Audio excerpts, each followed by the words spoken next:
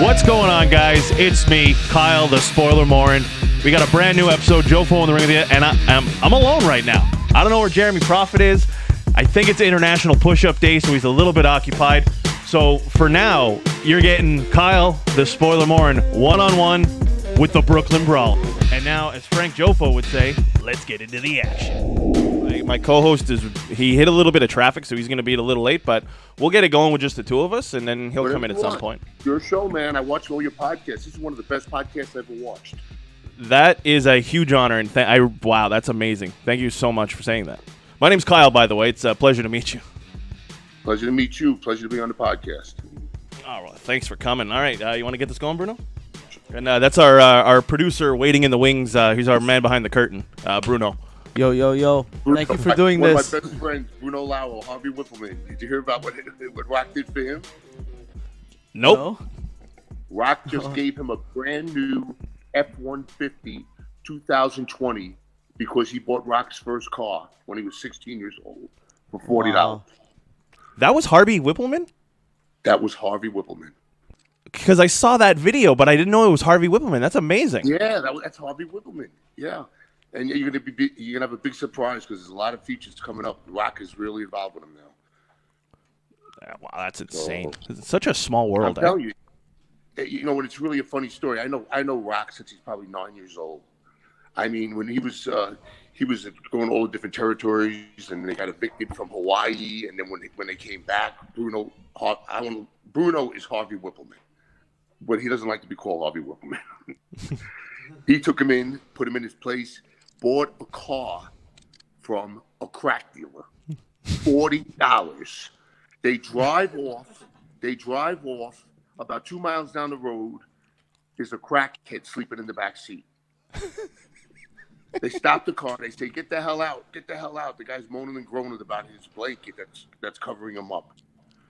And then that was the Rock's first car, but he didn't even have a license. I think he was 16 or 17. His father was furious. Jesus, that's insane. I had Rock's first match in his life in front of an audience. I had his what was that like? First match in WWE. I had Bret Hart's first match in WWE. I had Owen Hart's first match in WWE. I had Mark Henry's first match in WWE. It goes on. Ricky Steamboat. He wasn't even in the company yet. His first day he worked with me. The first thing he said to me was, am I going too far ahead now? No. Let's want to start where I got in the business?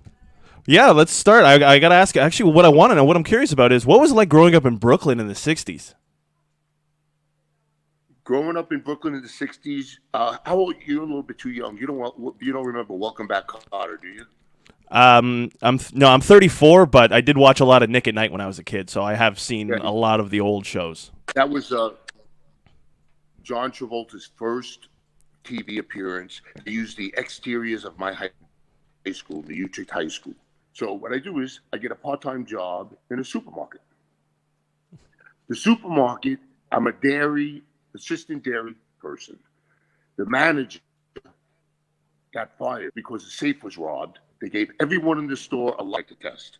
He failed, and they put me right as manager because I'm such a good worker. Now, me and my brother and my friend were in bodybuilding heavily. So that's where I got my first experience with wrestling, because we seen wrestling magazines. I looked at Bruno Sammartino's chest and had a barrel chest. So I worked monster chest. My brother liked superstar Billy Graham. So he worked in arms. He had biceps like softball. So now we're walking around like big muscle guys. We didn't like the wrestling magazines for the matches. We liked it because of the physiques of the guys. But little did I know, later in life, I wrestled Bruno Sammartino's last match. What was your reaction when you found out you were going to get that match? Said, I want you to be the face of wrestling. Clashing with the supermarket. So I called the supermarket up and told them I broke my leg. I told the manager, he goes, take all your time, you'll be paid in full, and come back when you're ready. So I'm like, wow, now I can go to every TV, I can do all this stuff, and I'm doing all this. So about maybe 6 weeks later, I get a call from the supermarket, and they said, how's your leg coming along? I said, Oh, it's coming along. It's coming along. I need more time. They said, we can sure see that it's coming along when you're in a camel clutch with the iron sheik. I'm telling you right now, you are terminated as of this second. That's from the supermarket. So now I said to myself, great. Now I can wrestle full time. So now I'm going to all the TVs. They're starting to get to know me. They started to get to know me. They would put like a paper on the wall with all the names. Brooklyn Brawler faces this. This one faces that. And I was getting squashed. I mean, just beat up. You know what it's like to get beat up by the iron sheik when you don't know what you're doing? Holy shit. That was real. And getting beat up. And everybody, it's snugger than people think. You know, people think it's all fake. It's not fake. When people say wrestling's fake, you know what I say? The hardest part about it is slowing my body down while I'm in the air. You know, it's not. It hurts. So this is how it all started. Ricky Steamboat came in. He was a big star in Charlotte. He came in, and he was going to have his first debut in TV. By the luck of the draw, they chose me to wrestle him. By that time, I had a little experience because I was getting beat up, and they would throw me in, give me an elbow, do this, and he would start to feel more comfortable in the ring. So I said, Mr. Steamboat, I says, I'm wrestling you tonight according to the schedule.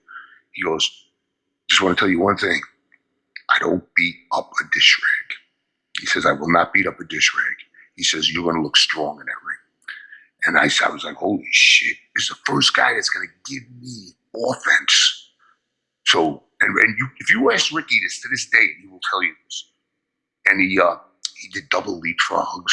And I don't think I ever went underneath somebody with a leapfrog before. Double leapfrog, stop, I'll turn around, clothesline. I mean, he was selling for me. They didn't know these terms. Yeah. I'm very familiar. I know you are. He was selling for me. He had a hell of a match. He got over really big, splashed on the top rope. I go, holy shit! I just had my first real match where it wasn't just all getting beat up. So I go to the back. I'll never forget Tito Santana. Yo, bro, how did it feel? How did it feel? It felt fantastic because the boys were shocked that I was able to carry myself with Ricky Steamboat and look smooth enough that Ricky looked good. Because the whole thing that I developed that nobody else developed was I could take a talent and see their faults, protect them, then see their assets and accentuate them. That's what I always did. Like I had Mark Henry's first match. When I seen him, the world's strongest man, what am I going to do? Power moves, push-offs, you know, things that make him look like he's just too strong for me. So all the wrestlers after Ricky Steamboat start giving me more and more. They start giving me more and more. So now I'm getting to be the guy which they throw the new guys in to test them. So, great. Yeah, but I'm still Steve Lombardi now. This is 5-year period. I'm wrestling for 5 years. I'm now on the booking sheet. So now I'm working maybe 12 days a month, 15 days a month, but it's all Northeast. It's all Madison Square Garden, Washington, all over Ohio. It's all Northeast. It wasn't national yet. So basically, I'm doing this, and then all of a sudden, we're going to skip over Steve Lombardi. Bobby Heenan comes in. Bobby Heenan comes in, and he has a stable. Andre the Giant, Rick Rude, Kurt Hennig, this guy, that guy, the most powerful, the Heenan family, which I am now a part of. Which is exactly where you want to be as a heel too, because that was a legendary group of guys with a legendary manager. Yeah, like all of a sudden I came from Steve Lombardi losing every night, the Brooklyn Brawler winning every single night. Because Bobby Heenan said he's going to take somebody from the bottom and bring them all the way to the top. And he says, and I'm going to take them from the rough streets of Brooklyn, dirty, grimy streets. So like Bobby's walking out with me. I'm like, holy shit, this is insane. Bobby Heenan is my manager. Now, the reason that was because Terry Taylor was in his stable, and then Bobby and Terry Taylor had a falling out, and all Bobby's other guys, Andre, Rick, Kurt, this and that, they were all busy with other people, with other angles. So they needed somebody to work with Terry Taylor, who had the Red Rooster gimmick, which he hated. I mean, he didn't like that gimmick at all. Sorry to interrupt you. My co-host just arrived. Do you mind if we just bring him in and then we can? What's his name? What's his name? Jeremy Prophet. He's my co-host. He's the harbinger of truth. Canada's #1 champion. He's the longest reigning G&W champion as well. He wrestles? He wrestles. Really? He wrestles. He's the Jericho award-winning Jeremy Prophet. And I'm also wearing a Yankees hat. I like it. My man, the Brooklyn Brawler out there. I like it, man. You got some guns on you too there. I can see. Yeah, I'm in the gym every day I can be. We're under lockdown now, so I'm training at home. But you never know when that call can come. So you gotta be ready and you gotta look the part. Shit, I'm going to the gym every day, and I just wear a mask. They make you wear a mask. I got vaccinated because I'm going all over the country in the next 2 months. Oh, wow. All autographs, and I'm not going to take pictures with people with the mask on because I tell them to take it off. I got vaccinated. Did you guys get vaccinated? I'm getting vaccinated. It's going to be a week from now. Probably by the time this episode comes out, I'll already have my first shot. My Get the appointment Moderna. as well. Get Moderna. That's the one I got. I got no reaction, no anything. I got the second shot, everything, because I'm on airplanes. The airplanes are not social distancing. They just empty the middle seats are not taken. So you're really 2 feet or 3 feet next to a person. So I don't want to get into this whole pandemic thing because I got an opinion on that too. Plus side of flying during a pandemic is at least you get elbow room, though. There you go. There you go. Definitely. So I'm going to try to catch up. I had some questions myself. Well, one of the first things I want to say is that, a lot of times people, they compliment me on my speaking ability, promo ability. It's one of the main things that I got a compliment on. And believe it or not, you're actually one of the people I have to thank for that. Because Why is that? Because I was fortunate enough back in 2010, did some tryouts, extra work there with WWE, Raw and SmackDown, Right. Toronto and Ottawa. And, I wanted to get hired by the company. I wanted to get you guys to notice me. And Right. John Laurinaitis took a liking to me, and he brought me to you. I like that. I bet you any amount of money I talked about inflections with you. I was very big on inflections. That don't be monotone when you talk.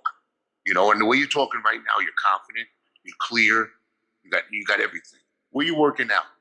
I'm working all over Canada. I'm a 3-time champion in the biggest company here, Great North Wrestling, the company with the biggest visibility, 259,000 subscribers on YouTube. Really? Yep, tons of great shows, a great channel. Champion a number of companies. Most of my work's been in Canada because we have that border issue to deal with. Right. So right. it's not as though we can just, go wrestle in, New York or in Right.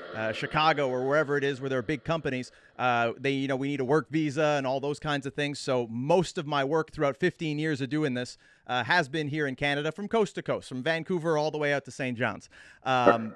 And obviously, because of those restrictions, I haven't done a lot in the States, but I have done a handful here and there. I try to stay as active as possible. By the grace of God, 15 years of doing this, no injuries, no concussions. So I'm fit as a fiddle and just waiting for that call. And like I say, the speaking, a lot of that was influenced by you from that Well, I tryout. appreciate that. Thanks for the kind words. I appreciate it. And it's like my wife, she was going to do a speech. She's doing a thing at church because her aunt died and she was going to do speak at the church. And I was teaching her the same thing about inflections and this and that. I said, this is what I did. I was in charge of this in WWE, But I bet so many guys came through. If I didn't give a thumbs up, that means you weren't ready. Well, I would agree. I would agree with you. Yeah. And maybe it was better for you because look where it took you. Yeah, indeed. I mean, I remember it like it was yesterday. John Laurinaitis and I, we talked. He took a liking to me. He brought me over to you. It was me, you, Josh Matthews, Gosh. in the promo room. And, you had me shoot a couple promos, and the advice you gave me has stuck with me to this day. Tell me it. Well, you said that the promo that I did, first you asked me to just, say the promo to you and give you the verbiage. And you said, okay, good, we're going to shoot you, and, I'm going to give you the honest feedback. If you're good, I'll tell you you're good. If you're not, I'm going to tell it to you, so it's going to be honest feedback. Same thing I tell you is going to be what I tell Vince or what I tell Laurinaitis. And the advice you said to me was my promos were a little over the top. You said that, at that time, 2010, that's not what the company was looking for. No, you wanted they people weren't actually talking. that could tell stories and that could, talk like real people. You kind of compared me to The Rock at the time, which, I take as a compliment, but you had even said. No, I probably said to you, if The Rock said, if you smell what The Rock is cooking, there's no inflection, it's monotone. But if you say, if you smell what The Rock is cooking. He's up and down. He's up and down. I mean, it seems like you really learned it. Whatever you got, because I can see your confidence. I can see everything. Well, when it came to that, I mean, right away the next day, I started studying the guys you told me. The guys like CM Punk, like The Miz, like the guys who were pretty much the top talkers at that time that were good at telling stories and getting those inflections and connecting with the crowd. And by the time I came back in 2012, I feel I had mastered that. I got high praises from Matt Stryker, who was there handling the promo side of things, Regal, yourself. Unfortunately, there were other issues. Regal wasn't too thrilled with my footwork and felt that was something I need to work on.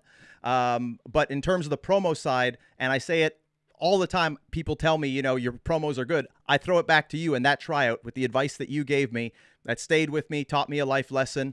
And I think that that's a part of my game. That's one of my main strengths right now. So I'm glad I get the opportunity to say thank you, more or less face to face. Welcome. You're giving me goosebumps because, that's what I'm most proud of.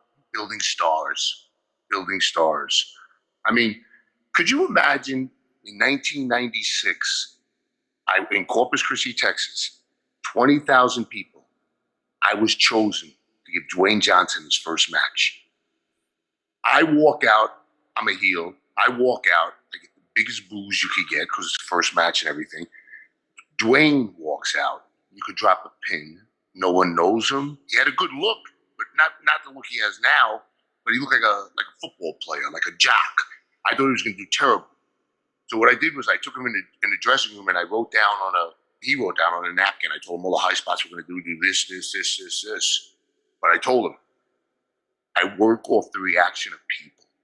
So if we do a high spot and it doesn't get over, we may change it up. You don't do three high spots. You don't do two if one flops. You know what I mean? You gotta convince them before you move on. It's very listen to the people. Today it's different. Today they have a battle royal. With me, it used to be you're 1, you're 2, you're 3, you're 4, you're 5 out. Today it's the first guy that goes out. You duck a clothesline from the other guy. You go to throw him out. He turns around, throws you out. They choreograph it from 1 to 30. It's crazy. You didn't get a word in yet left. What's your name? I mean, it's something that I talk about a lot when I have guests like yourself, people who have been on the other side of the curtain and made a dollar in this business. That I think there's two types of talent. There's a talent that need to be scripted, whether it be on the microphone or in the ring, and there's the other talents that are able to kind of work on the fly, able to feel a crowd, feel a room, and be able to adjust to that. Do you feel like Cena? Cena's like that. Do you feel that maybe something that things being how they are in WWE, it might restrict a lot of people because of the scripting and because you got to have your matches timed to the second and fit in the commercial breaks? I think so. I haven't been watching the product because I didn't like the virtual audience, but apparently they had the WrestleMania audience. But 25,000, I think. Yeah, but it was 100,000 people arena, so they must have social distance a little. I guess I don't know. I really don't know. They clearly had the space. Okay. Yeah, everybody that came in the arena, everybody that came into the arena, the new guys like John Cena, he wasn't an overnight success. He had a mohawk. He called himself the prototype, and he would say, and I was controlling the pre-tape room, which you had your tryout in, which did home videos, interviews, international, all kinds of crap. But anyway, I said, "Hey kid, come in here. I want to see how you talk." He says he does a promo. But then he rewinds. He would say the promo and rewind it back, like the word, like if you rewound a tape. It was unbelievable. It was so good. I went to Vince's room. I knocked on the door. It's exactly what I said. He goes, "What is it?" I said, "Vince, we got a ringer." He goes, "Really?" This guy can talk his ass off. Tell those writers to put him in a TV match against Kurt Angle. And that's the build. That's how it started. That's how he started. Now Warrior, he was a hang around too. He was the Dingo Warrior. He came around. They weren't giving him a second look. He gets in the ring with me, and he was a hard guy to wrestle because you have to just pound him on the back and just keep pounding him on the back, and he would start warrioring up. You know what I mean? So now I'm married to Warrior. I think I wrestled 47 days straight. So one day, the agent, which is now called producers, comes up to me and says, listen, you're going to go over. You're going to win tonight on Warrior because we want to test his attitude. We want to test his attitude. If he has a bad attitude, he goes, we know we can't do it with him. If he has a good attitude, we know we can. So what do? All-American businessman, company man. I take Warrior in the room. Back then it was Jim Hellweek. I took him into the room. I said, Jim, listen, as much as I didn't want to, I don't think I should be doing this. You're my friend. I like you. They're going to tell you to lose tonight. Just show a great attitude and just be, say anything you want, anything for business. He goes, thank you for telling me that. I'll never forget that. That's what he told me. So he did it. They asked him. He did it. Now Warrior has a great attitude, But I never told the story until I got out of the company because I didn't want to put, eat on myself. So anyway, then they had a falling out. The company was hating Warrior, and then they made me produce a DVD saying the destruction of Ultimate Warrior. Do you remember that? Yeah, self-destruction Warrior. We say, he had the worst promos, he had this, he can do this, he can do that. So then what I would do is I asked the questions to the wrestlers, but then I would sit in the seat myself, and I would say the question out loud, and then I would wait 3 or 4 seconds, and I would answer my own question. I said all good things about Warrior. So when the tape came out, Warrior was furious. The company was on bad terms. It was Warrior and WWE were like almost enemies. And Warrior hated Vince and they hated everything. They make amends later on in life. They make amends. They decide we're going to put the Ultimate Warrior in the Hall of Fame. Remember that? Yep. So I was at every Hall of Fame. So now I would say, where's Warrior's dressing room? Go to Warrior's dressing room. I walk into his dressing room. He starts crying when he sees me.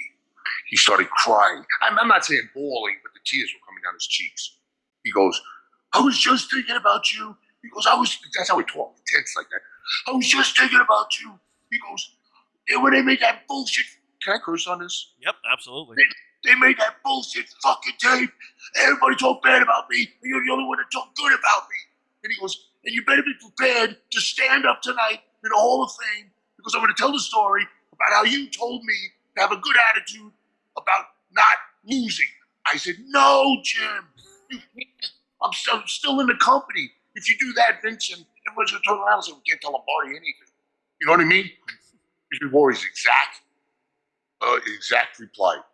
Fuck! It was 30 fucking years ago. I said, Jim, I'm still here. I don't care if it was 100 years ago. I'm still here. He goes, all right, but stand up anyway, because I'm gonna make you stand up. So all he said was, where's Steve Lombardi, Brooklyn Brawler? Stand up, please. I stood up. He goes, Steve took a lot of punishment and abuse from me and always kept a good attitude. That's how he changed it. Do you see my point if he said it the other way? Yeah. No, definitely. Yeah, definitely. Now, when it comes to Warrior, what's your take on how the company treated him, the misunderstandings, the falling out? What did it stem from, in your opinion? I didn't see it coming. I mean, the guy was getting pops like you wouldn't believe. He was drawing crowds. I don't know. There must have been something internal with Vince and him or something. I don't know the whole deal. It could have been a money thing. I don't know what it was. But they let it go in the end. But I didn't know after the Hall of Fame, we went to Raw. Did you hear that promo in Raw? Yep. Where the Warrior's heart stops beating. I will live on forever. Which he is. And I took his picture. Me and him took a picture. 2 days before that he died. 2 days after that he died. Is that insane? I mean, I got this picture, and A&E wants to buy it off of me. They want to buy it because they're going to do the Ultimate Warrior biography. Which way they were going to come all the way to my house, and they were going to film. They were going to film questions. I told them I can't even shoot in my fireplace. I'll do it right here to cut your budget. But then all of a sudden, WWE hires some like world class producer or some shit. But he says some of your matches did get in there. They did get in there, so I'm glad. Because I told A&E, I said, Warrior's turning over in his grave right now. Because I have more stories about Warrior than anyone. And the Hall of Fame was one. One time my car broke down on the highway, and I was on the side. Limo pulls up next to me. It's Ultimate Warrior. He says, "You're with me. Get in. We'll call from the limo. They'll pick up the car." The car was broken down. He kept me in. We were in a limo all week long together. He was a great guy. He was just a great guy all around. I mean, huge in the beginning, but then as he got older, the muscles became tie-dye outfit. He had like fake abs, and you know what I mean? Yeah. He was wearing the bodysuits. By the time he died, he was stringy. I was bigger than him. Oh. By the time but it's crazy, man. It was a hell of a roller coaster. I'm telling you, from the day I got in till the last day. And I was ready. I was right. 32 years in one territory. That's insane. That's insane. I gotta ask you. Speaking of the A&E documentaries, have you been watching them recently? Yeah, I watched a couple of them. What was your take on the Macho Man one? Because somebody told me he mentioned me, and I didn't hear it. I didn't see it. I don't recall, but more to the point of like they kind of cast him in like a negative light towards the end of the episode. I just wanted to get your take on that. I watched the end. I watched the baseball where he tried to throw with his left hand instead of his right hand, or vice versa. And Randy was a unique individual. He was very high strung, and he really did talk that way. That wasn't a fake voice. Yeah, let me tell you something, brother. It was just like that. But he was very high strung with Elizabeth. Very jealous, like they worked an angle with Hogan and Savage, and Savage got all jealous. It was just an angle. That's all it was. And him and Hogan got into like an altercation or something. It was terrible. But he was high strung, and I knew when I seen him in that Spider-Man movie. Did you see that? Yeah. Yep. I knew he was too gassed, and his blood pressure was through the roof. You could see it. But great. I like Randy. I worked with him. I was just with his brother somewhere. I can't remember now. About 3 months ago, and he said Randy always spoke highly of me. So I think it speaks volumes to your longevity in the company for how well liked you were. I remember. Now I was trained by Jacques Rougeau. And, I know Jacques. I wrestled him many times. Yeah. And in training, Jacques used to tell us almost all the time. It was like one of his favorite things to say when he would say. Let me say it before you say it. You want to be the Steve Lombardi of the company. Am I right? More or less. When I met you at WWE there in 2010, I said the same thing to you. You asked me, who had trained me, and I said Jacques, and it was almost identical to what we just said there. Because Jacques would say, guys, the most beloved person in WWE, the guy everybody loved in the locker room, was Steve Lombardi, was the Brooklyn Brawler. And Jacques said specifically what he loved about you and working with you in a match is that he said you were the only guy to ever go up to him and say, "Hey, Jacques, what can I do to make you look good in there tonight?" That's my job. And I got the most complimentary tweet the other day. It said, when I was younger, I always thought you were losing because you weren't a good wrestler. But now, as I'm an adult, I realize you were making stars. I was making stars, but I knew it back then. I knew it back then. I had no ego about winning or losing. I even did a job for a midget. I mean, I wouldn't do it any different if I had to do it from the beginning again. I wouldn't do it any different. I love my career, 32 years. I'm still on good terms with WWE. They actually brought a whole crew down here and rented this really expensive hotel in this place called Birmingham, Michigan. I'm in Michigan now. And they had a crew, and they're calling me the architect of wrestling. Because I could take chicken shit and make chicken salad. You know what I mean? I could take a guy that can't do nothing. The problem with that is I go in with the guy and make him look like he's a powerful, crazy son of a gun. And then you put him in with somebody else. Like, I don't want to say his name, but he would take privileges.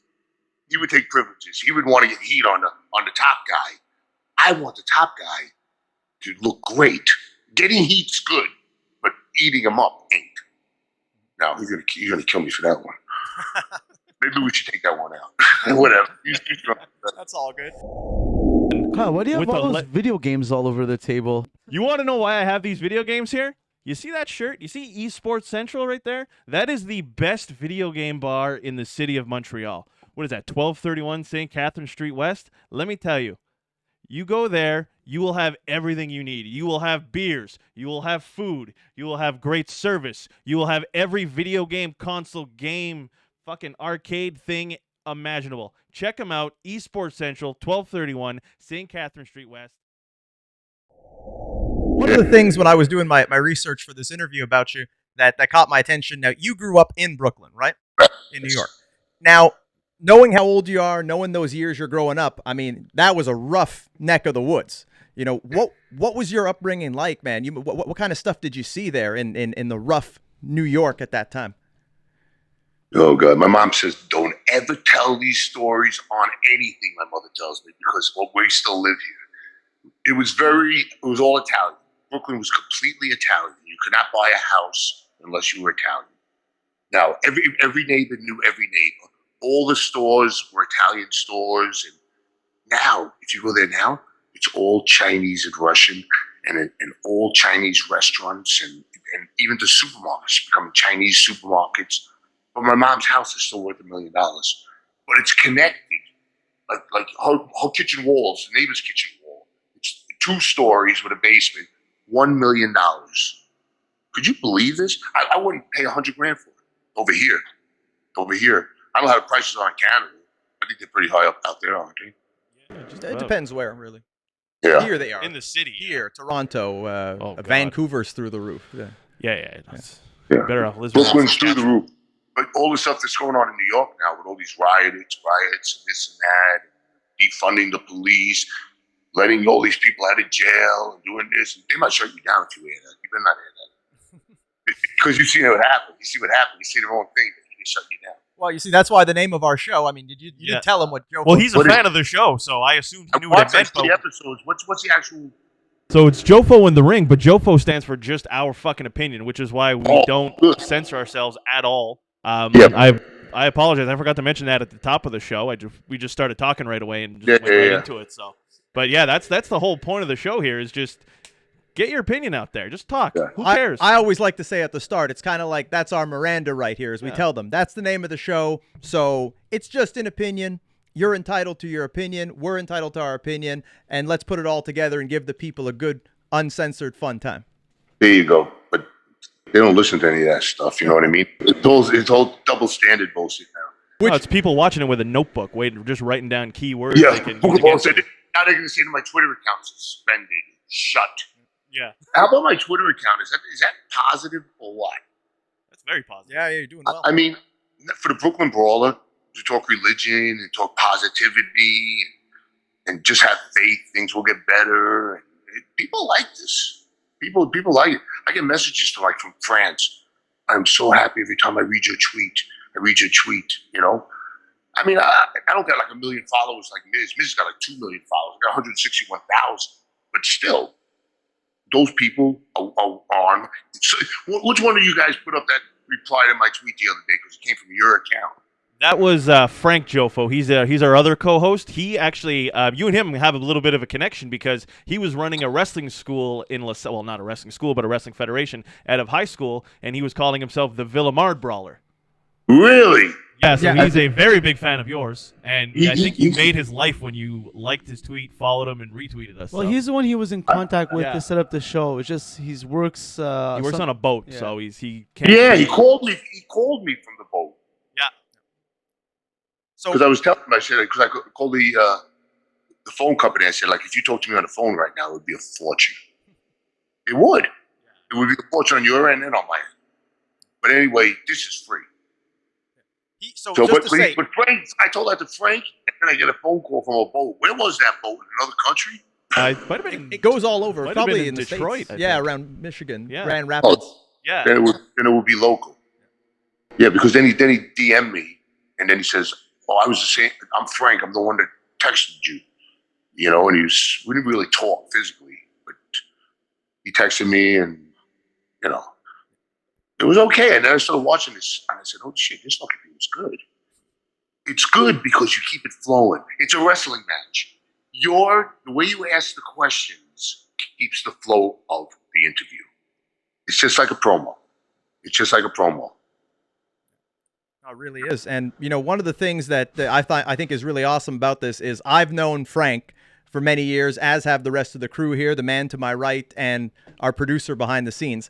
And what connected us all at the start was he put on more or less like a backyard wrestling show. He put on like 3 of them. And this is right in the heart of the Attitude Era. This is like, 2000, 2001. And the idea was that everyone who were not trained wrestlers, they were just, friends of his putting on this show. Everyone was a parody of a WWE wrestler. Really? Yeah. So you had The Rock, you had The Big Show, you had Undertaker, you had all these parodies. And Frank mentioned that we were 16 also. Well, yeah. We were, I don't think he doesn't assume we're a bunch of 27-year-olds parodying. Well, basically, like, he put on the show in the high school, not thinking it was going to, draw that many people. And we had 300 people show up to watch the show, of which, me and the producer here, we were in the audience. I don't know where you were, but I also didn't know you back then. No, I didn't go to that school. Yeah.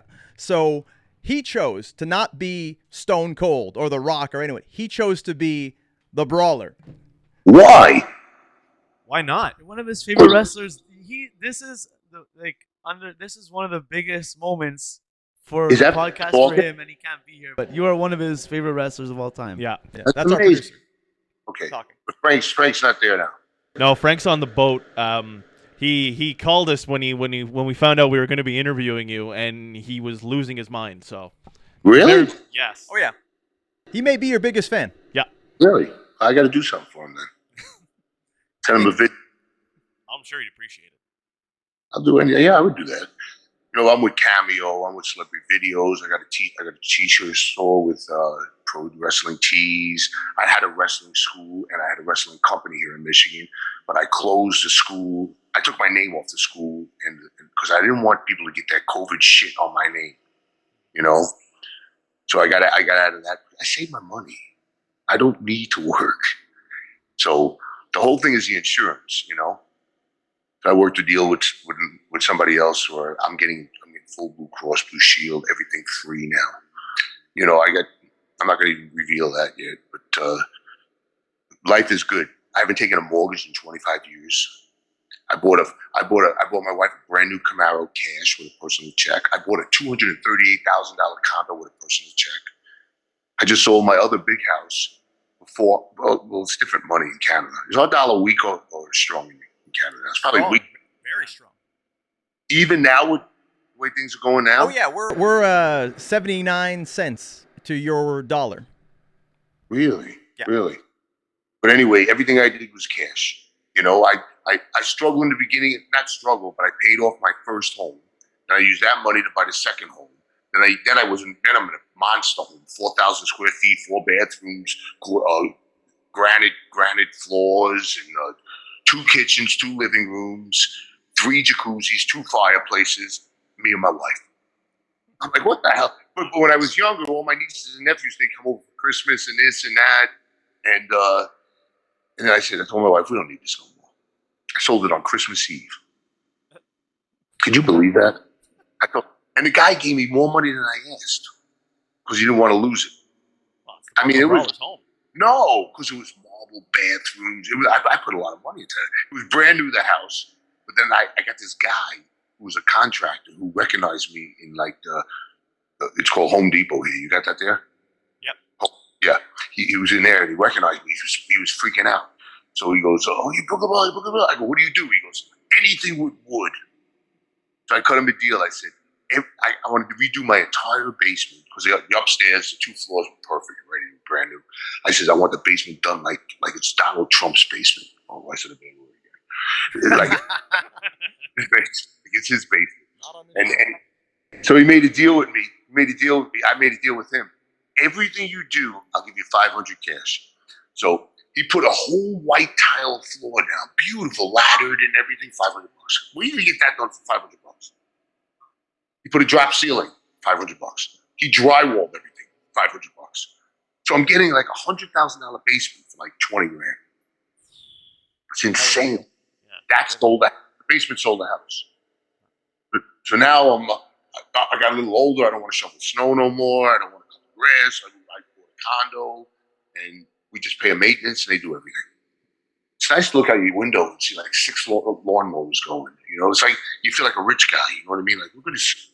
Even though I'm not saying I'm rich, I'm saying it looks that way. Because you see all these guys going to trimmers, they put mulch down, and like when you look out my door, it's like a football field. That's how big it is. It's all grass. Like we have the best view with condo livings. How old are you? I'm 34.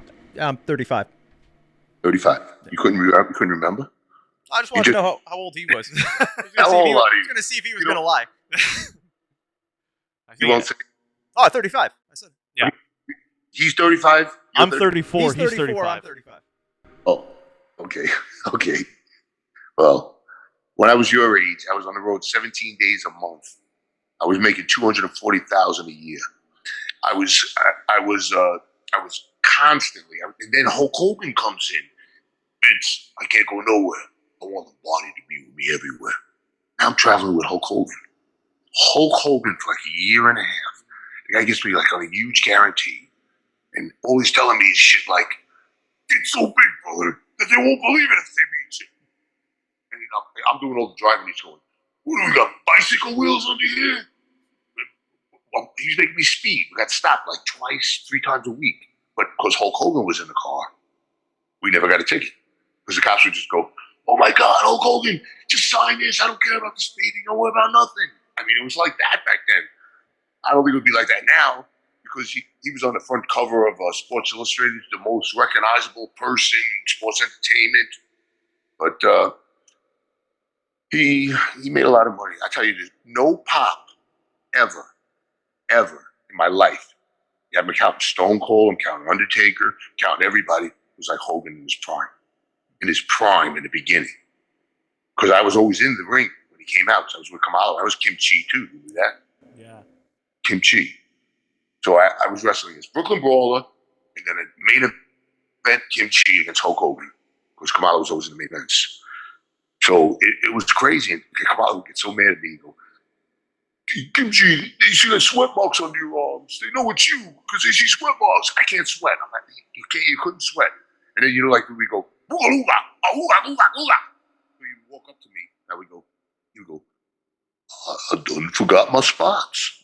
That's what he said. Just like that, I done forgot my spots. He's going to take the ball. You go for an elbow, he moves. He goes, wow, he's going to send him out. Then he doesn't. You know, I've actually a connection to Kamala too, because when I made my debut, the very first show I ever had an official pro wrestling match, Kamala was wrestling Jacques Rougeau in the main event of that show. Was I Kim Chi? No, you were doing your thing in WWE. I mean, the first show that I ever wrestled on. Oh, okay, that's before he came to WWE. No, this would have been after. This is like in 2003. This is the first show I ever worked on. Like I was a wrestler on that show. Made my wrestling debut. But I had seen you in action a few times, but not as. Good morning, good afternoon, good evening, and good night. My name is Thomas, and what's your name? I'm Alan. Alan. Oh, yeah. We're brothers. That's right. Yeah. Same mother and father.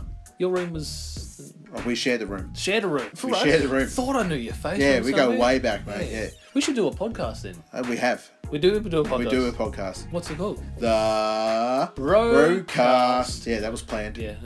Well. What do we do? Well, we cover all different things in the world of pop culture. We're talking about comic books, we're talking about professional wrestling, and we're talking about movies. Go back and watch classic retro wrestling events, the likes of WWE, WCW, and if you do like that, you can check us out on Apple iTunes, also on Podbean, Anchor, and on Podknife. Also check us out on Twitter at The Brocast. That's BROKAST.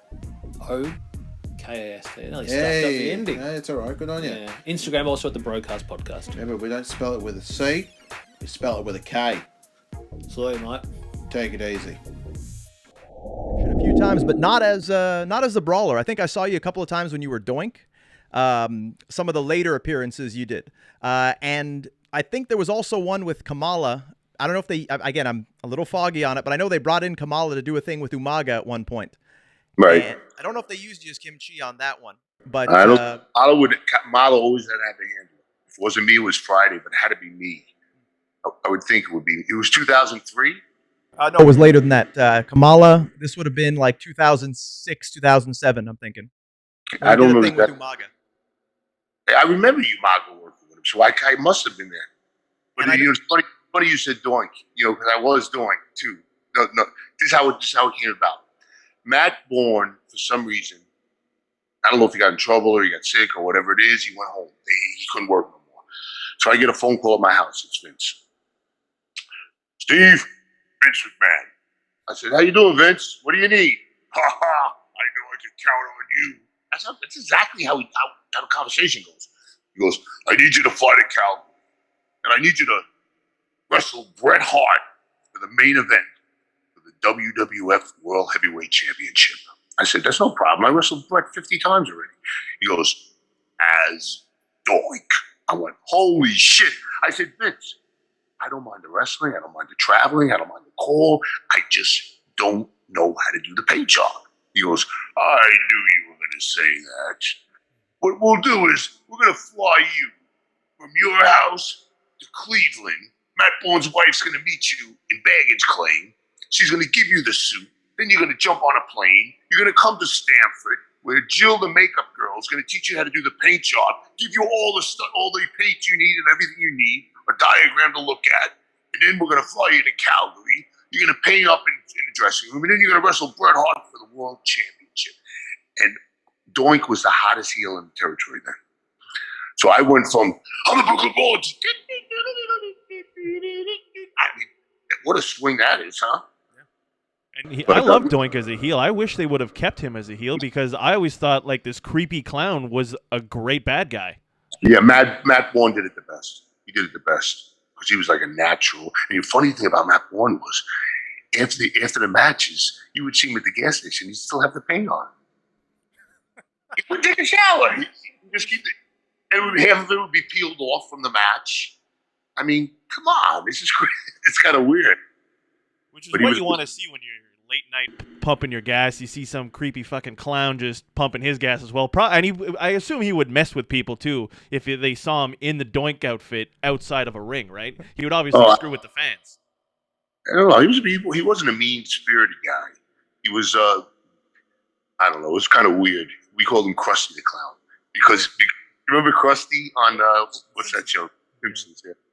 Yes, because he was always like he never showered. He always had a half peeled off face and all. But it was okay because I got to do it. I got to be Kimchi. I got to be Doink the Clown. I got to be Abe Knuckleball Schwartz. Remember that one? Yep, that was one of my favorite gimmicks of yours. Me too. I was a baseball player, so I love that gimmick. You remember Damien Demento? Yep. Yes, absolutely. You remember the movie The Warriors? Mm-hmm. That's where I got the idea.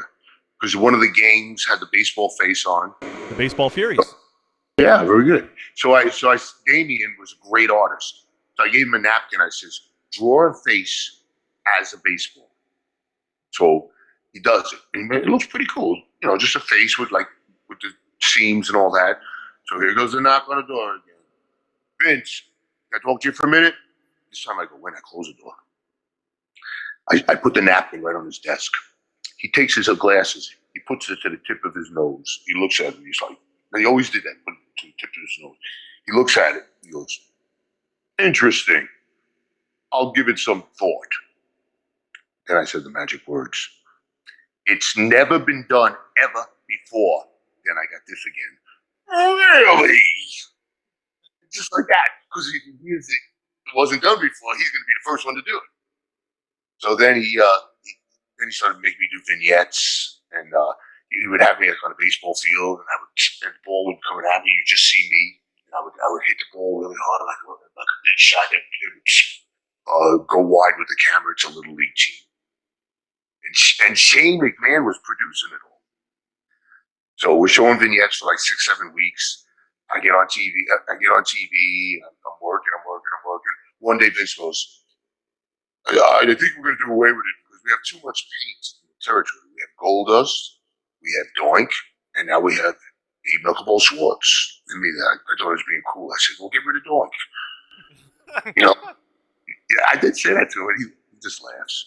But I get more reaction to that than anything else. Like every time I go to an autograph session, that picture comes up constantly, and I hate writing it because you know how to write Abe, Knuckleball, Schwartz. When you write that a few times, you mess it up. I had so many characters that I put the wrong name on the wrong picture at times. There's one character I got to ask you about because I got to know if you got any flack from your friends or your family for being the Boston Brawler. Oh my God. They wanted me to do this. I was with that hide and right guy. You remember he would say poems? We were in Madison Square Garden. Now, I had the Boston jersey underneath, had the Boston hat in my pocket. I went out as an old Brooklyn Brawler. So he says a poem to me. I knock his poem. I says, "Your poem is as bad as this town itself." And then I built it up slowly. I says, "I'm really sick and tired of this town, of New York, of Brooklyn. As a matter of fact, just wait a minute." And I took the shirt off. The Boston shirt was on. Then I put the Boston hat on. I said, "I will now be known as the Boston Brawler." I thought it was going to be a riot. Because Boston hates New York, and New York hates Boston as far as sports. So that's how that came about. But then I came back to the dressing room. I got a hell of a payday for it. John Lauren High School. Great job. What reaction? What are you going to give a payday? I just killed my gimmick. So what do you do now? What do I do now? So I went to the magazine. I said, "Listen, let me write a retraction." And then on my birthday, like 2 years ago, they posted the piece of me becoming a Boston Brawler. The day Brooklyn Brawler betrays Brooklyn in New York. I'm like, what are they trying to do to me here? And I quoted on the bottom and I said, "Remember, it's all scripted."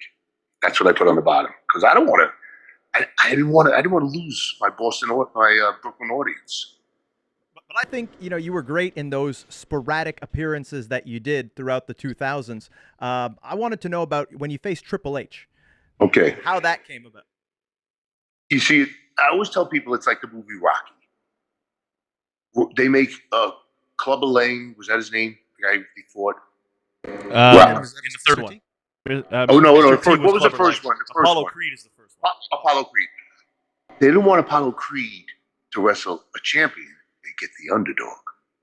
The underdog gets the biggest matches.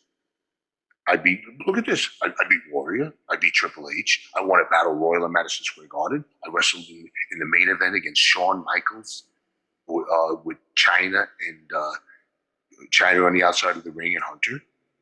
And he was kicking out like on 2.5 in Madison Square Garden, sold out.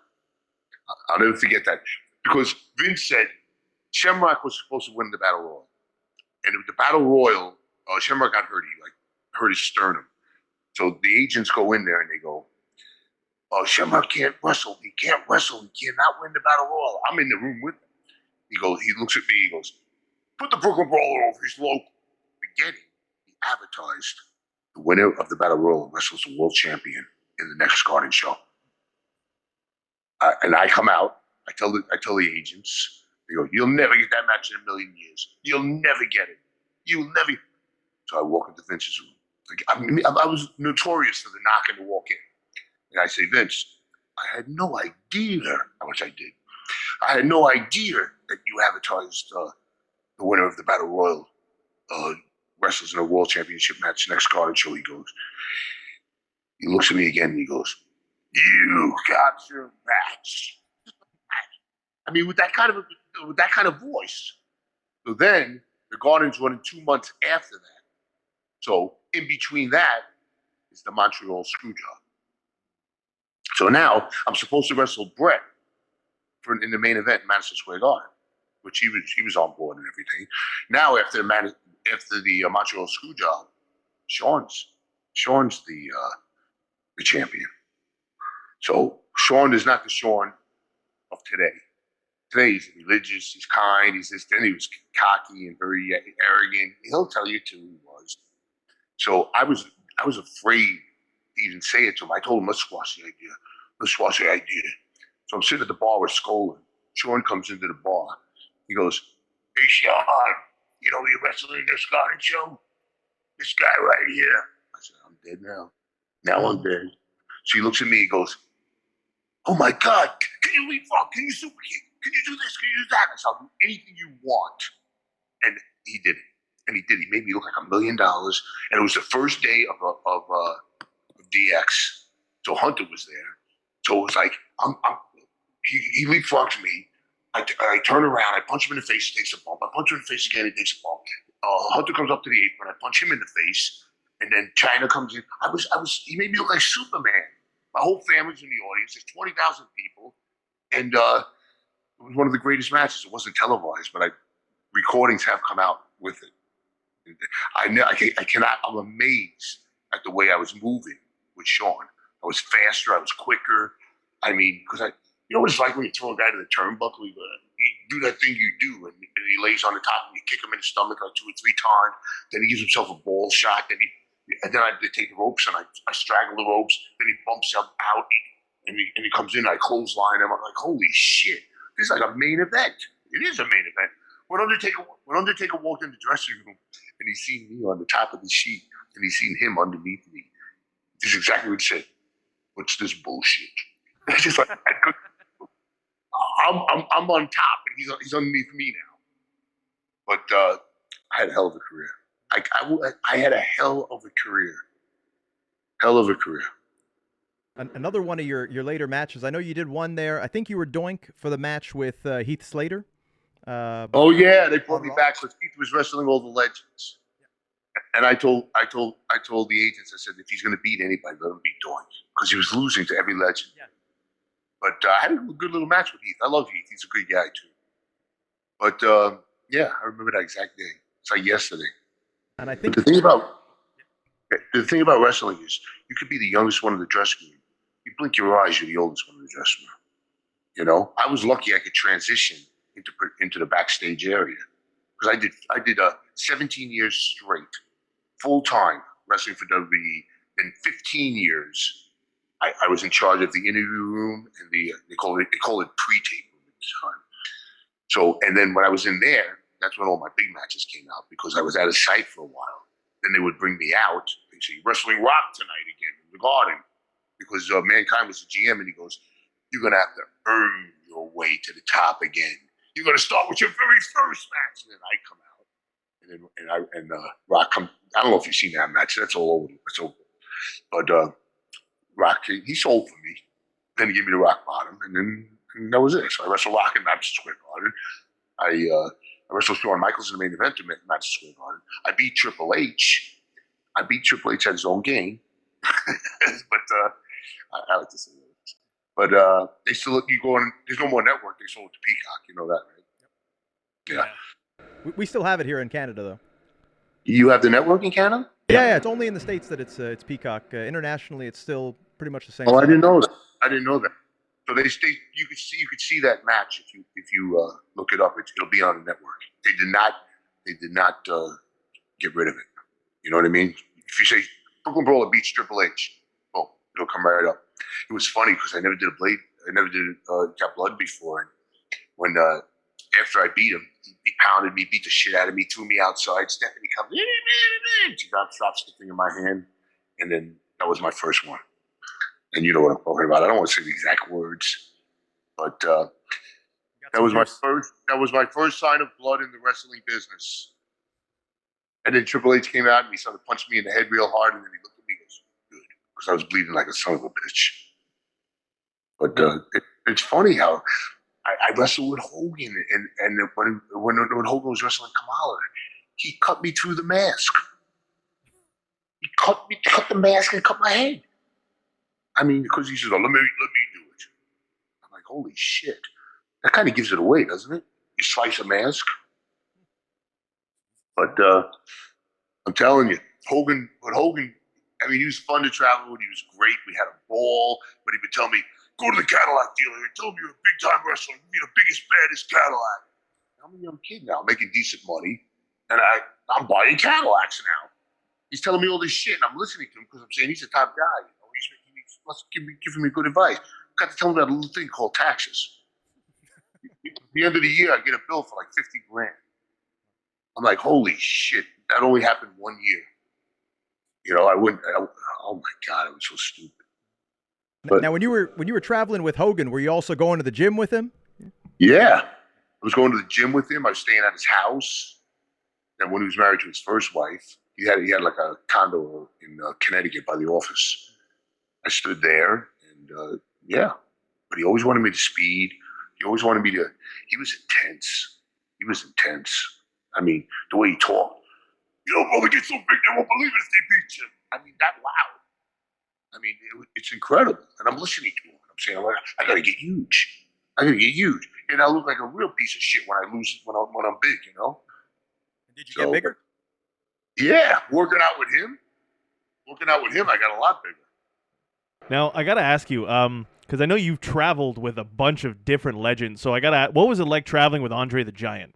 You got to have some great stories about that. Well, Andre's a funny kind of guy. Andre either liked you or he didn't like you.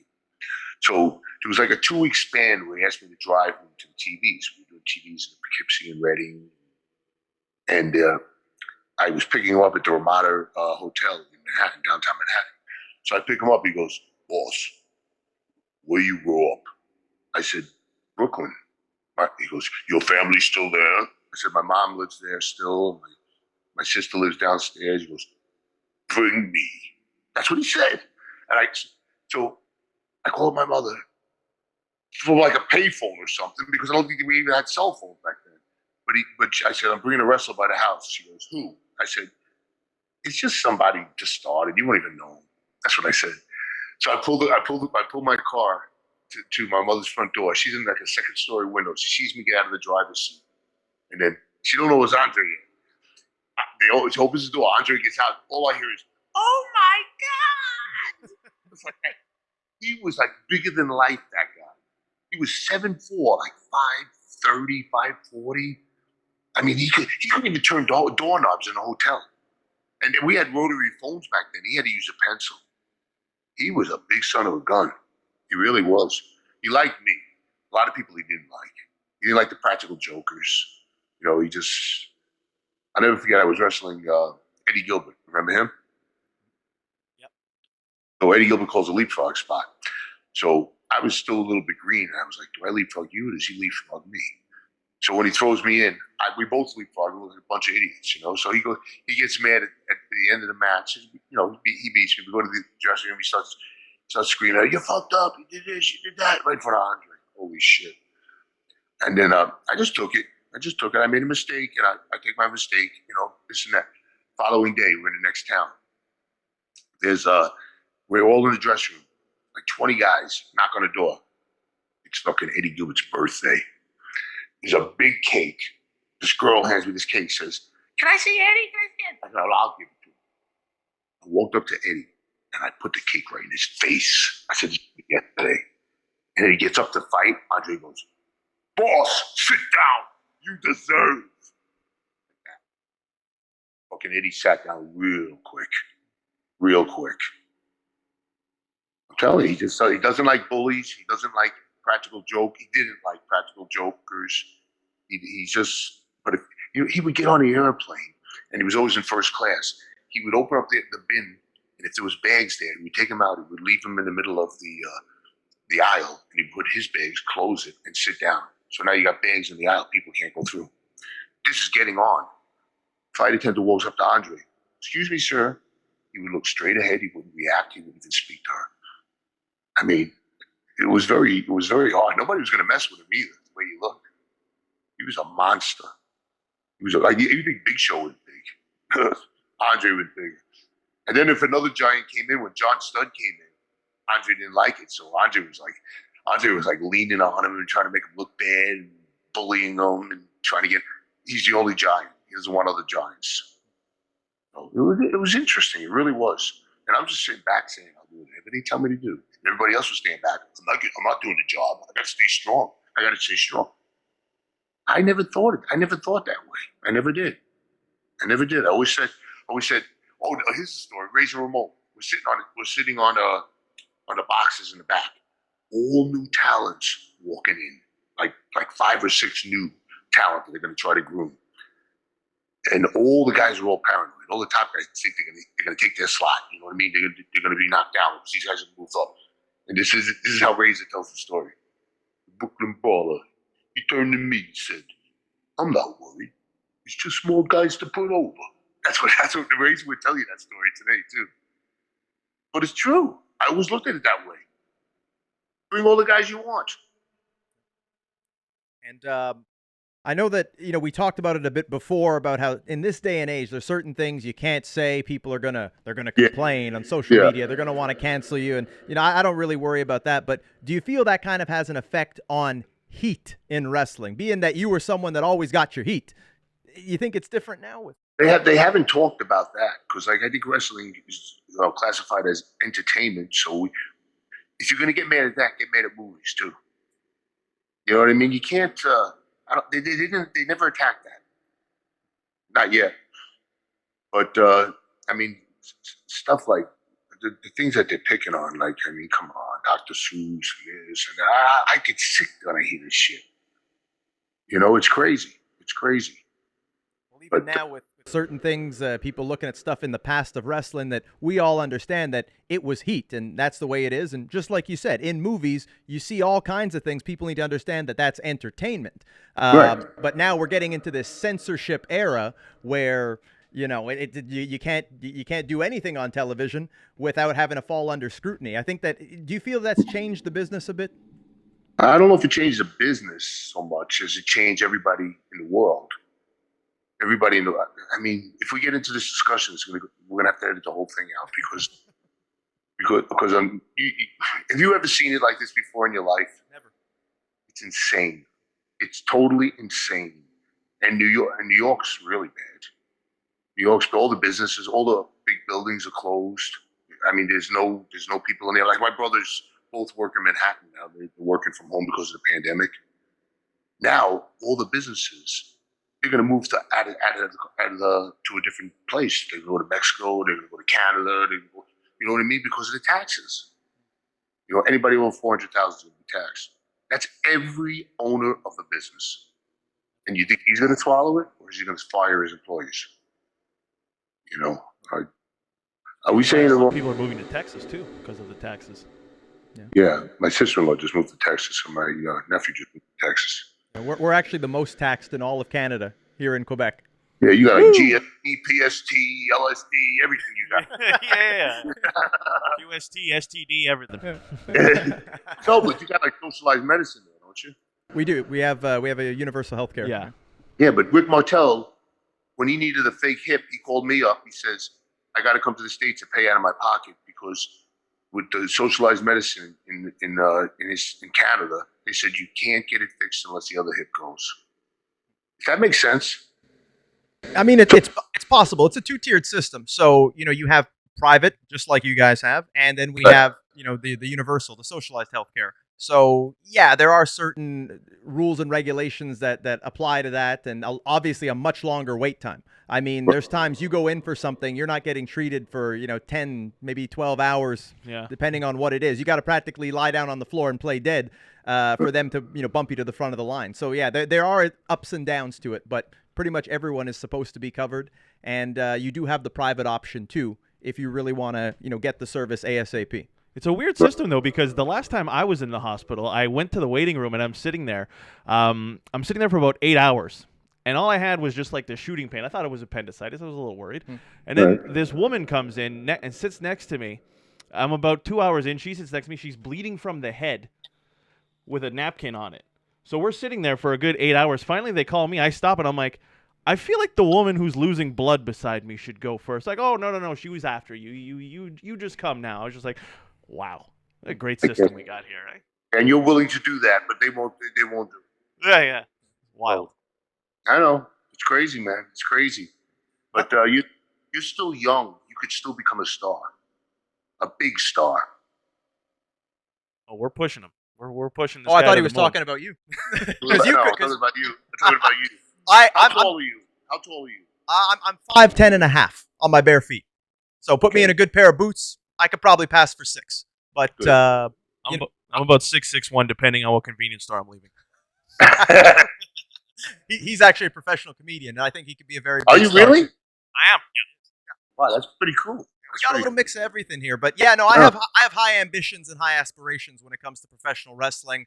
Want to make it big, still chasing the dream. It's just tough for us here in Canada, man. We got we don't have as many eyes on us here, so me doing this show is just trying to get the word out there too that we have a lot of great talent in Canada. I call myself the run to the litter. I think I'm I'm very talented. I work on these things. I work on my in-ring, my body, my Right. speaking ability. I like to sharpen all my tools. And when it comes down to it, there are a lot of great talents in Canada. But I think because we don't have that luxury to cross the border as easily and wrestle in the companies that have the eyes on it, go to the events where we can cross paths with someone like a Brooklyn Brawler who can maybe, run a word up the chain of command for us, it hinders us in a way. Not really, because I always know, I know for a fact that they watch every territory everywhere. And they know you. Believe it. Believe me, they know you. Well, I've been there on a few occasions. No, not because of that. They'll know you for the name that you're building in Canada. They won't remember that you were in the pre-tape room, you were in front of me and Laura and I. They won't remember that. They'll just say, boy, look at this guy, man. He looks like he's got it made. He can work. He looks good, this and that. That's what will happen. You get a phone call when you least expect it. Well, I try to stay as ready for that phone call as possible. I like to say I was ready yesterday. So I live the lifestyle of someone who is, on the road like you were when you were my age. I live that every day, eat clean, train, get my ring time in, get in front of the camera, in front of the microphone so that I can be as sharp as possible. And that's just what it is for me. It's working that way every day because when the call finally comes, I don't want it to have to be, well, give me a few weeks, give me a few months. No, I'll get on a plane. I'm there tomorrow. That's my way of life. Good. There's a lot of sacrifices that go with this business. You have a family? You have a wife or anything? Nope. That's good. I did all this when I was married. So I tell my wife, like, I leave like on the 2nd. I say, I'll see you on the 28th. It was like that. You're gone that long. But the life did well for me, put it that way. Because my longevity made up for me not making the top money, like the Warriors and the Hogans and this and that. But you say 32 years making decent money, and you save it. It's not what you make, it's what you save. They always say that. Everybody says that. I was going to ask you, too, one of your last matches you did in the WWE, you actually got a submission win over a WWE champion. Yeah. You teamed with The Miz and Alberto Del Rio to take on 3MB, and you beat Jinder Mahal with the Boston Crab. I got a special connection with Jinder. He's Canadian. He's from Calgary, and he got signed at the tryout that I did. We were both at the same tryout at FCW with Steve Kern in December 2009. He and I knew each other beforehand and just so happened to get paired up, and they made us do a match in front of Pat Patterson, in front of Steve Kern, Dusty Rhodes at the time, and we had a hell of a match, and they ended up giving him the contract after all was said and done. And so I got a pretty big bond with him, and you got to work with him. I think that was your last match you did in WWE. Yeah, I think it was. You're right. You're definitely right. It was my last match, but you never know.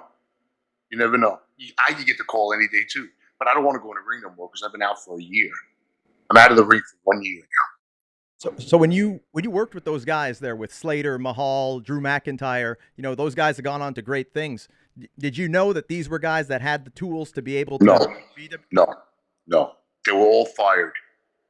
They all got fired, and then Drew was in the ring too. Yeah. So basically, I bumped his ass too. I bumped both champions. Because I used to tease Jinder Mahal. I used to tease him. I said, "You never gave me my rematch when he was champ." He says, "I would give it to you if they would let me give it to you." He would always tell me that. But good for him, man. I always like seeing people get breaks. I do. I really do. You make your own breaks. You don't just fall into them. It doesn't just fall on you. You make it. Like in your world, become a great of Canada, and you will be a great to WWE. You could do it. I did it. But just do it quick. Because you would say 35, 34? 35 this year. So we got to make it happen now. Send tapes in. Do you send tapes to WWE? No. You should. Make yourself a demo tape. Make yourself a demo tape with all your best matches. And Johnny Laurinaitis is in charge again of the talent. Send it to Johnny. What the hell is that? When you get a phone call, what does that mean? Oh, are you getting a phone call? Yeah, it's all right. Because I was wondering that if you get a phone call during Zoom, it doesn't mess it up. Oh, no, I don't think so. Did you get a phone call? I think it was a phone call. I don't know. It popped up on the top and went away. I don't know. Well, I appreciate the advice. And I mean, yeah, every time I get to do one of these interviews, it's half, entertaining the people, but also I enjoy getting to pick your brains and to help further my career because, yeah, I'm passionate about this and I'm going to work my ass off every single day. It's the first thing I think about when I wake up in the morning. It is the last thing I think about at night. And believe me, I think about it close to 24 hours a day is making it big because I didn't get into this business just to kind of, coast and be happy. I really want to take it as far as I can. I want to, have a career that can be remembered and that I can be proud of. And those that have supported me along the way as well. So I'm hungry for this. And if it means sending tapes, hey, look, I'm willing to do whatever I have to do. Yeah, just send the best of everything you have. And then send it to, if you send it to Laurinaitis, he'll probably give it to Regal. You know what I mean? And Regal let me tell you something. Regal looks at the eyes and the feet. Vince says the money is in the eyes. He always says that. You have to show intensity when you talk. Don't yell. If you yell, automatic gone. Forget it. They don't want screams. I know Hogan. Something, brother. They don't want that anymore. Well, when I was there at the end, they didn't want it anymore. Unless he changes. Vince is 75 now, so I don't know if he changed his mind about things. I don't know what's going on. I really don't. It's funny you mentioned that because Jake the Snake was a big guy too about not yelling. It was all about speaking so quiet that the audience had to stop talking and actually listen and pay attention to what he was saying. Great promo guy. Tell you, he told a story. Everything he said, he told a story. I brought Jake down here. I brought Florida down here. I brought when I had that territory. I brought Bischoff down here. I brought Vicky Guerrero down here. I brought Jimmy Hart down here. I had all the connections. I just call him up. Jerry Lawler. Oh, I had a great match with Jerry Lawler. But he wants big backdrops. If I give Jerry Lawler a big backdrop, you know what I mean? I don't want anybody to get hurt on my dime. You know what I mean? I was there in Montreal when Jerry Lawler took that heart attack. So was I. I was trying out that show. Yeah, I was in the crowd. I met you there. I did one of my tryouts. When Did you think it was a work? No, because I saw him take 4 direct elbows from Dolph Ziggler right away, and then when I saw him collapse, He blamed. Yeah, it was multiple elbows to the chest. Boom. He gets up. Boom, boom, boom. Then he went to the chair. Then he collapsed.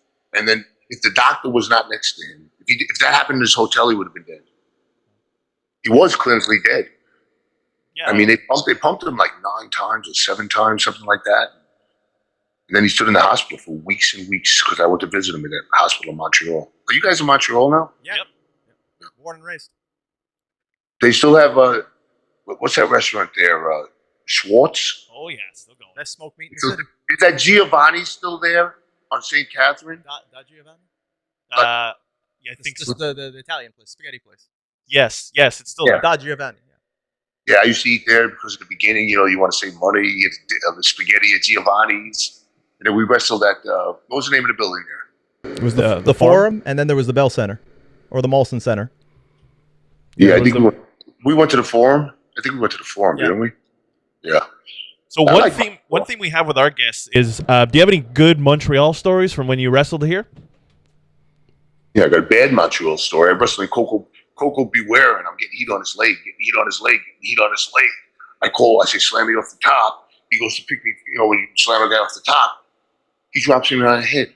I said, what the fuck are you doing? He says, I wanted to really make them believe that my leg was still hurt. Yeah, while you're crippling me. Wow. I came close to being crippled in that match.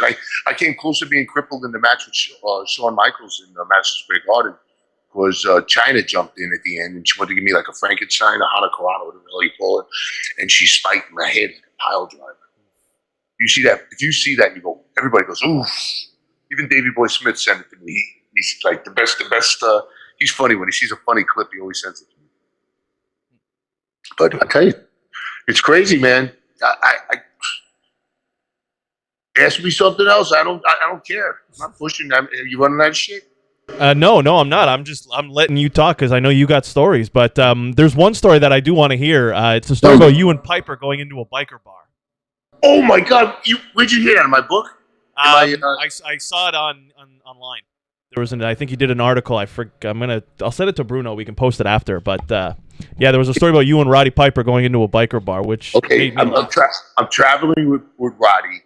I forget the town. It might have been Texas. I can't remember the exact town. He wanted to go stop for a drink. We're on the highway. He says, "There's a bar right there." I said, "Roddy," I said, "there's 50 motorcycles in the front." I says, "They're gonna fuck with us because they see us on TV, and they're just gonna fucking." He goes, "Now we are going." Because I said that convinced him to go. I'm trying to convince him not to, but that made him want to. So we walk into the bar. You might be too young for. You remember the movie Animal House? Yep. You remember John when they Belushi? walked in that bar and everybody went silent when they walked into a bar? It was like that. And the record skips. No, we walk into the bar, the music stops, everybody looks, they're looking at us, and then it's crowded, hundreds of people in there. Me and Roddy walk up to the bar. He goes, 2 shots of Jack Daniels. So I see my peripheral vision to my right. I see Roddy, big motherfucker on my right, coming towards us. He could not care less. So the guy goes between me and Roddy. He grabs Roddy's shot off the bar because we didn't drink them yet. He puts it in his mouth. He gargles it. He spits it back into the glass. He puts it back on the bar and he looks right in Roddy's face. Roddy looks at him and goes, "Damn glad to meet you." And then he shoots the shot down. We didn't pay for another drink that night. They loved us after that. But he didn't do it out of fear. He did it as you don't care. Roddy had no fear of anything. One time he told me to come up. He was with Kerry Von Erich, and he told me come up to the 927 or something like this, and we'll have a beer together. And the door's ajar, so he left the hinge up there. So I open. I go, Roddy. He goes, "Out here, him and Kerry is standing on the ledge on the 9th floor." He says, "Come on out. It's relaxing." Hell out of here. I'm not doing that shit. One time I was in a car with Iron Sheik and Kerry Von Erich. It was a Cadillac with a moonroof. Kerry's in the front. Kerry says, I got a way of relaxing. Just do not slow down and just stay steady. He climbs out of the moonroof, hooks his good foot, because he had a prosthesis, hooks his good foot onto the moonroof to hold him. He gets on the hood of the car with his elbow and he goes like this. And I'm saying to myself, who's going to get in trouble for this? I am, because I'm the driver. Sheik is throwing beer cans out the windows. I mean, it's out of control. I could have really, really lost my license and everything. Could you imagine driving a car down a highway at 65 miles an hour with a guy with his foot hooked to your moonroof, with his elbow and his hand under his chin like this on the hood? He's been waiting right across the windshield. Not to mention you got the Sheik chucking beers too. That's fucking wild. Like I knew I was in the car with Seeker and he threw a beer at a fucking cop car. We were passing it. Cop car. He threw us a beer. Thank God the thing went away where the cop didn't see it. I mean, I was in some like dangerous situations as far as getting in trouble when I was younger, hanging around these guys. But back then, wrestlers it was a different business back then. We would get away with murder. Yeah, there's a lot of stories I hear about wrestlers screwing with each other in the car with other wrestlers in other cars. Like you got the Steiners trying to pull people out of cars into their own. Oh yeah, all kinds of shit. Steiners didn't like you, and he actually did this to one of the wrestlers. They put white tape all around their arms, everything in their body, and put them in a locker and closed the locker and left them in there. You would come back to the dressing room, you look for your bag, it's chained to a pipe in the ceiling with a lock. Wow. I was wrestling in a town about 2 hours from here. Mr. Perfect's there. He was Mr. Perfect then. So it's local. So I got my bag, this and that. I wrestle. I'm going home. I stop at McDonald's, some fast food place or something. I said, what the fuck is this in my pocket? I reach into my pocket, a dead white mouse. I said, oh my God. I took my hamburger, I threw it out the fucking window. How could you eat after you fucking just found a mouse? I look in my pockets, mice in my pockets. I get home, dead mice. I said, what did this guy do? Go to a pet store and kill all the mice? I mean, what the hell is it? It must have been at least 6 or 7 mice all over my clothes and everything. So you know how you tell who played the rib? You walk in the dressing room, and whoever's looking away the hardest. And that was Mr. Perfect. How about this one? Jake the Snake. They used to keep rats inside a fish tank, a big fish tank to feed the snake because the snake stood on the road. So Marty Jannetty, remember him? Yep. So he walks into the room where the rats are. He's tilting it over, and I walked into the room right as he's tilting it. He let all the rats loose in the whole building. The building got like a $16,000 extermination fee, and whose name got dragged into it? Mine, because I was guilty by being in the room. Wow. You tell that to Marty. He remembers it. He laughs. He just laughs. I'm telling you, Marty used to stand by the controls to the lights. What do you call that? The control switches. And right when the guys were doing a high spot, he would shut all the lights off in the building. Oh my God. These are ribs. These are like serious. You can get hurt. It's pitch black and you're running full speed. Then he would run away. He would run away because he would never stand there and take the. He was crazy. You know what's funny? When the Rockers were together, Marty was doing a lot of the work. Sean was showboating. Sean's filthy rich and Marty's broke. Because Marty has a broken ankle now and it's all mangled and everything, and he can't fix it. He can't afford to fix it. And even Nash and Hall, they said, we'll do a GoFundMe thing. And he goes, no, I don't want to do that. You know, so he's like a cripple now. That's a shame. But sad. I was just like 2 years ago, I was in England for that Love of Wrestling. You ever hear of that company? Love of Wrestling? I've heard of it, yeah. Undertaker was there. Marty Jannetty was there. Everybody was there. Beefcake, everyone. And Undertaker, one day, $100,000. Could you believe that? One day. I stood there for 2 days, and they paid me more money than I've ever made. But $100,000 for a day? Holy shit. I had a cigar endorsement back then. I was giving Taker a cigar. You know I had a cigar endorsement too? I had a cigar endorsement. Because the Brooklyn Brawler smoked cigars. I never lit them. But a cigar company comes up to me and they want to make a Brawler cigar. They did it. But then we broke ties because they were cheating me out of money because I seen the papers, I seen the books, what they were making, and what they were paying me. And it didn't work out, so I ended that. You know, I had a lot of positives and a lot of negatives. Like I try everything. One of the things I wanted to ask you about, we were talking about ribs and backstage stories. If I'm not mistaken, you were there in Montreal for the screw job, weren't you? Yeah. And yes. What are your thoughts on that and how that played out behind the scenes? A lot of people say it's work. A lot of people say it's not. Because a lot of people say, why when Brett walked into the room with Vince and then he got punched in the face. I think Vince hit him or something. He has no marks on his face. I don't know. I don't know. What do you think? You think it's a work or a shoot? Oh, I think it's definitely a shoot. It made Vince the #1 heel in the country. It made Brett get a better negotiation power for WCW. You know what I mean? There was, I don't know. But Brett, they played it up good. Remember when he spit in his face and all that? Everybody was mad. I was there that night. Bruno, were you there that night? Yeah, our producer Bruno was also there. I've talked to a lot of the guys. I'm pretty good friends with Too Cold Scorpio. He was there in the locker room when it went down, and I'm pretty sure it was a shoot. But also, I had some friends who were close with Brett, and they were there after the show. And Brett really took the loss and everything really hard, by all accounts. You know what he told Vince? This is why he took the loss. I just watched that biography too.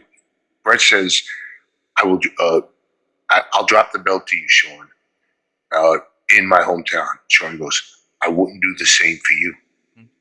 That's what made him not want to do it. And you know what Brett said to Vince? I'll put over Brawler. I won't put over Sean. That's what he said. And if he would have threw me in, he said he wouldn't have kicked out. I said, if I wrestled you and you didn't kick out, and I became the world champion because you didn't kick out, I would be fired. You know, because Vince would say it was my fault. I should have threw my body off.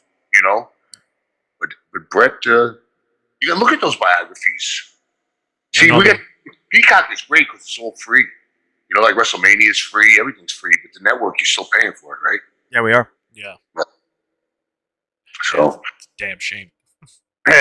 But you get all that content, so it's worth the price in the end, right? Like I've been watching old Nitros all week, so. Really? Oh yeah, I've been watching. A lot of the actually a lot of Bret Hart stuff because I really enjoyed his heel run in WCW with the U.S. title. It was great, and he had that match against Piper where Piper ended up winning because Will Sasso interfered. Yep, it was great storytelling. I found a lot of good stuff in there. Oh, absolutely. They kept all my matches in there. I'm happy about that. Hey man, I want to thank you again for doing this. This has been truly an honor for me and Jeremy, I know. Oh yeah, definitely. I appreciate the advice. Yes. I appreciate getting to catch up with you, and I'll continue to say great things about you because you gave me some of the best advice that helped me be money on this microphone. So I can't thank you enough for that. Thank you. I tell you, your talking is excellent. It really is. It really is. It keeps the conversation flowing. You did it right too. I'm not taking away from you. It was really great, guys. It was Everybody fun. Picks on me, so don't worry about it. Hey, if you want to hear it, if there's anything you want to plug, let us know. We can plug it. Did you guys hear my podcast with Jericho? No, not yet. I got a whole backlog of podcasts. It was a few years ago. You'd have to go way back. But he actually flew all the way down to my house here. We did it in my basement. Oh wow. Yeah, I mean, he's like 1 million hits like in 2 weeks. I mean, he was doing fantastic. But this podcast is more colorful. It has more. It just looks different, you know. Usually when I do Zooms with other people, it's just the face in the face. But with the background that you guys got, it really, really gives us some pizzazz, you know. That's thanks to the third voice that you hear back there, our executive producer Bruno. He's the one who screwed up all the audio in the beginning. Yeah. The pod god himself. That's me. Hey, you gotta take the glory when it comes, but you gotta take the heat when there's the fuck up. I like to say, and I'll use a New York reference here, he's kind of like our Babe Ruth because, you know, Babe Ruth, he had the most home runs, but he also had a lot of strikeouts too. But people judge him by the home runs, not the strikeouts, and that's what our man does here. He makes sure we look good, even if he swings and misses on a few. There you go. My next shot is in LaGuardia Airport. Actually, I'm doing a signing in LaGuardia for 2 days. 2 days in 2 different places. They're gonna fly me in and out. But you know what? They're so tight with the travel. From Detroit to LaGuardia, easy flight, right? But it's like $1,200 to go Delta round trip. But they're gonna fly me from here, from Detroit to Washington D.C., lay over, then go to LaGuardia, then go from LaGuardia back to Washington, lay over, come back here. It takes us down to 400. So if you use 4 planes instead of 2 planes, it's cheaper. Does that make sense? I never understood that. Oh well, I'm just venting. I'm venting on you. I'm venting with you guys. Oh, we like it. We appreciate it. You know, we like when people come on here and they enjoy talking, and we don't have to pull teeth. No, you've been great. I appreciate it, man. I really enjoyed it. Thank you. Like I said, it's been a pleasure for us. I've watched you since I don't even know how long. I think you might have been one of the first wrestlers I've ever seen on TV anyway, back on the Saturday afternoon show. And also when borders finally open, who knows, maybe we can book the Brawler to come down here, do an appearance. Maybe we can book the Brawler to meet the VE Brawler. And, wouldn't that be a tip? Wouldn't that be a tip? Hey. There's Frank if he wants it to happen. I'm sure he'll say yes, absolutely. Like you're not putting over the Brawler though. You're putting over the Brawler, I should say. Sorry. Never know. The Brawler's very do the right thing for the right people in the right place. You know what I mean? I'm not like that. I'm not like that. So, guys, it's been great. I enjoyed talking to you, and I think you're going to do really well in wrestling. I can hear it. I can hear it in your voice. You're taking care of your body. You're taking care of your promos. Make a tape. Make a demo tape. Get it in their hands.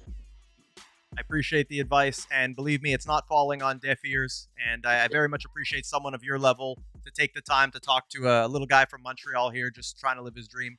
So it really means a lot. We're all equal. Nobody's little, nobody's big. We're all equal. Okay. All right. Pleasure talking to both of you. Yes. Pleasure talking to both of you. Thank you so much. Take care. Stay safe. All right. Bye. So yeah, hell of an episode we just had. I mean, I'm sure that guy has stories for days. I'd love to have him back because I don't even think we scratched the surface of his career. Well, I think the important thing is we got to get that confrontation between Frank Jofo, a.k.a. the VE Brawler, and the Brooklyn Brawler, because I think the people will pay their hard-earned money to see that match happen. I think Frank Jofo may have bit off more than he can chew here. But if he didn't, he wouldn't be Frank Jofo. That's very true. And with that, ladies and gentlemen, wrestling is life.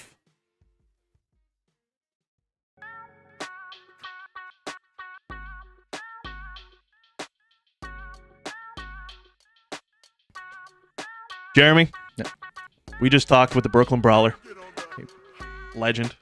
It was amazing, and a lot of great advice there, a lot of great advice that I'm going to keep in mind and keep close to heart. And, as much as he was saying, he thinks I have a promising career and whatnot, I think the same for you.